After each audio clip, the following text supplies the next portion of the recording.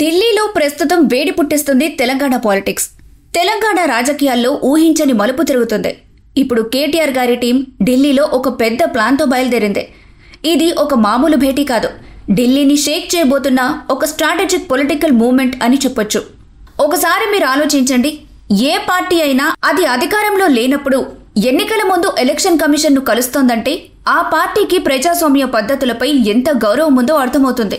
ఇది కేవలం ఎన్నికల్లో గెలవటం కోసమే కాదు, ప్రజాస్వామ్య వ్యవస్థను కాపాడటం కోసం చేసే ఒక ప్రయత్నం.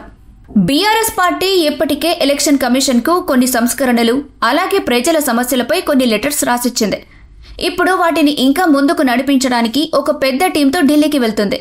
ఇది బీఆర్ఎస్ పార్టీకి ప్రజల పట్ల ఉన్న చిత్తశుద్ధిని చూపిస్తుంది. అధికారంలో లేకపోయినా ప్రజల కోసం పనిచేయడానికి వెనుకాడటం లేదని ఇది క్లియర్గా అర్థమవుతుంది. ఈ టీంలో ఎవరున్నారో తెలుసా? ఈ టీం చాలా స్ట్రాంగ్ టీం. కేటీఆర్, ఆయన గురించి మనకు తెలుసు. ఆయన ప్రత్యర్థులకు గట్టిగా కౌంటర్ ఇవ్వటంలో ఛాంపియన్.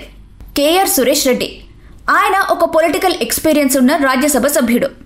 వద్దిరాజు రవిచంద్ర, బోయినపల్లి వినోద్ కుమార్, బాల్కసుమన్, ఆర్ఎస్ ప్రవీణ్ కుమార్, వీరందరూ కలిసి ఈసారి ఢిల్లీలో ఒక పెద్ద హల్చల్ చేయబోతున్నారు.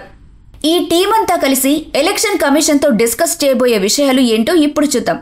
ఎలక్షన్ సిస్టంలో ట్రాన్స్పరెన్సీ ఎలా తీసుకురావాలి, ప్రవర్తన నియమావళిని మరింత క్లియర్గా ఎలా తయారు చేయాలి, ఎన్నికల టైంలో అధికార వ్యవస్థ నిష్పక్షపాతంగా ఉండేలా ఎలా చూడాలి, ఇలాంటి కీలకమైన విషయాలపై బీఆర్ఎస్ పార్టీ ఎలక్షన్ కమిషన్తో మాట్లాడబోతుంది. ఒక్కసారి ఆలోచించండి, ఒక పార్టీ అధికారంలో లేకుండానే ప్రజల హక్కుల కోసం ఇలా ముందుకు రావటం అనేది బీఆర్ఎస్ పార్టీకి ఉన్న క్లియర్ పబ్లిక్ ఫోకస్ని చూపిస్తుంది. అధికారంలో ఉన్నప్పుడు మాత్రమే కాదు, అధికారంలో లేనప్పుడు కూడా ప్రజల కోసం పనిచేస్తామని బీఆర్ఎస్ పార్టీ ప్రూవ్ చేస్తుంది. ఈ దూకుడు చూసి విపక్ష పార్టీలో గుబులు మొదలైంది. ఇది కేవలం ఒక మీటింగ్ కాదు, ఇది ఇతర పార్టీలకు ఒక వార్నింగ్. ఎన్నికలు దగ్గర పడుతున్నాయి, కానీ బీఆర్ఎస్ పార్టీ ఆల్రెడీ తన గేమ్ని స్టార్ట్ చేసింది. ఇవాళ మధ్యాహ్నం జరగబోయే ఈ మీటింగ్ తర్వాత తెలంగాణ పాలిటిక్స్లో ఒక కొత్త గేమ్ మొదలవుతుందా?